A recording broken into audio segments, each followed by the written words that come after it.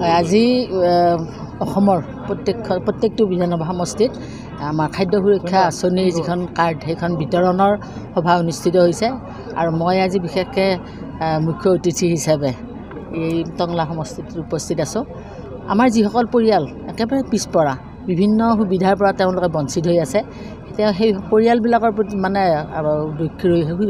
সুৰক্ষাৰ প্ৰতি লক্ষ্য ৰাখি আমাৰ খাদ্য সুৰক্ষা আঁচনি বিতৰণৰ ব্যৱস্থা লৈছে। ইতিমধ্যে নতুন এটা পদ্ধতিৰে মুখ্যমন্ত্ৰী মহোদয়ে ৰেচন কাৰ্ডৰ ব্যৱস্থা কৰিছে আৰু ইয়াত বিশেষকৈ এইটো সমস্যা 5,000ৰো অধিক ইতিমধ্যে পৰিয়াল অন্তৰ্ভুক্ত হৈছে বুলি গম পাইছোঁ। গতিকে ৰেচন কাৰ্ডখিনি যেতিয়া নতুন অন্তৰ্ভুক্ত হ'ল, আগৰো কিছু পৰিয়াল আছিল ৰেচন কাৰ্ডৰ সুবিধা পোৱা, আৰু এইবাৰ যিখিনি নতুনকৈ পৰিয়াল অন্তৰ্ভুক্ত হ'ল সকলো আঁচনি একেলগে ৰেচন কাৰ্ডখনৰ অকল চাউলটো পোৱাই নহয়, বিভিন্ন আঁচনি তেওঁলোকে সেইখন কাৰ্ডৰ দ্বাৰা সুবিধা পায়। গতিকে পৰিয়ালবিলাক যাতে এই সুবিধাৰ পৰা বঞ্চিত নহয় আৰু তেওঁলোকে যাতে পিছ পৰি নাথাকি তাৰ যিটো খাদ্য সুৰক্ষা বুলি কোৱাৰ লগে লগে যিটো কৈছোঁ, খাদ্যৰ কাৰণে এটা পৰিয়ালে বা এজন ব্যক্তিয়ে যাতে বঞ্চিত হ'ব নোৱাৰে, ভাত এসাঁজৰ পৰা যাতে বঞ্চিত হ'ব নোৱাৰে, তাৰ প্ৰতি লক্ষ্য ৰাখি এই আঁচনি বিশেষকৈ কাৰ্ডখন দিয়া হৈছে। গতিকে যিবিলাক আমাৰ হিতাধিকাৰী আছে তেওঁলোকে কাৰ্ডখন ল'ব আৰু দেখিছোঁ এইবাৰেই নহয় অকল, আৰু ভৱিষ্যতেও আৰু হয়তো পৰিয়াল আমাৰ ৰখি যাব পাৰে। মুখ্যমন্ত্ৰীয়ে এই চিন্তাৰে ৰখি যোৱা পৰিয়ালবিলাকো যাতে ভৱিষ্যতে দিয়াৰ চিন্তা কৰিব। গতিকে এটা ছিষ্টেমেটিক এই কামখিনি নিশ্চয় হৈ থাকিব। এতিয়া এইবাৰ নতুনকৈ 5,000ৰো অধিক সোমোৱা বুলি গম পাইছোঁ। দ্বিতীয় পৰ্যায়ৰ যি ৰেচন কাৰ্ড বিতৰণ আছিল, সেই ৰেচন কাৰ্ড বিতৰণৰ পৰ্যায় আমি শুভাৰম্ভণি কৰিলোঁ।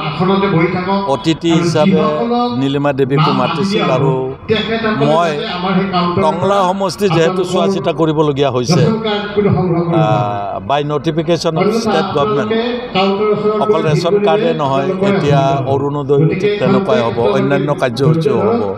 সেইকাৰণে মই ইয়ালৈ আহিবলগীয়া হৈছে আৰু বোধহয় আগন্তুক এটা বছৰ আহি থাকিব লাগিব। মই বিশেষকৈ টংলাবাসী যিসকল ৰাইজে আজি প্ৰায় 2,500 পৰিয়াল আৰু 12,000 জনসংখ্যাই যি বেনিফিট পাইছে, মই তাৰ কাৰণে ৰাজ্য চৰকাৰক ধন্যবাদ দিছোঁ। খাদ্য সুৰক্ষা আইনৰ অধীনত ৰাজ্য চৰকাৰে পূৰ্বৰ যি আইন 2013 চনত পাছ হৈছে, সেই আইনখনৰ কাৰ্যক্ৰমণিকা দ্ৰুতগতিত আগবঢ়াই নিয়াৰ কাৰণে যি প্ৰচেষ্টা চলাইছে তাৰ কাৰণে ধন্যবাদ জ্ঞাপন কৰিছোঁ। আৰু এই ৰেচন কাৰ্ডখন চিম্পল ৰেচন কাৰ্ড হৈ থকা নাই, ৰাজ্য চৰকাৰে এই ৰেচন কাৰ্ডৰ জৰিয়তে কেইবাটাও দুখীয়া মানুহক সহায় কৰা বিষয় যেনেকৈ অৰুণোদয়কে আৰম্ভ কৰি লিংক আপ কৰিছে আৰু সেইকাৰণে অলপ যি বিলো প্ৰভাৰ্টি লাইনৰ বিশেষকৈ 4 লাখৰ তলত আৰু 2 লাখৰ তলত যিখিনি বিলো প্ৰভাৰ্টি লাইনৰ ব্যক্তি আছে, যিখিনি ৰেচন কাৰ্ড পাব, এই ৰেচন কাৰ্ডখন তেওঁলোকৰ কাৰণে অতি মূল্যৱান আৰু তেওঁলোকৰ কেইবাটাও তেখেতসকলক দিয়া সুৰক্ষা এই ৰেচন কাৰ্ডৰ জৰিয়তে পাব।